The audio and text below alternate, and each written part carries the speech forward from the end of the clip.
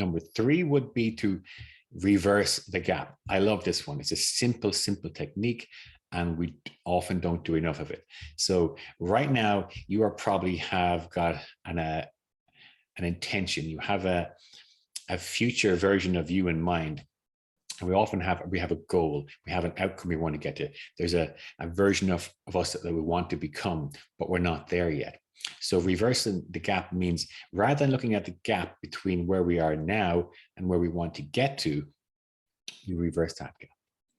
When we are all constantly focusing on the gap between where we are now and where we want to get to, and how big or how far that is, or how much you have to do, that can be stressful, and it makes us feel more inadequate, or perhaps weakens our confidence. So a simple reframe is to go, reverse that gap. So rather than looking at where you want to get to, look back and look at how far you have come.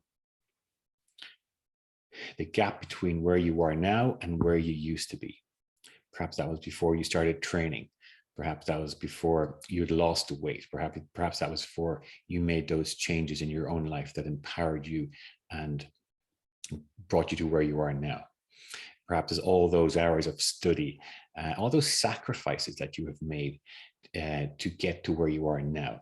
So reverse that gap, and do that often, especially when you're perhaps feeling yourself stressed out about how far you have to get to, how much you have to do to get to where you want to go.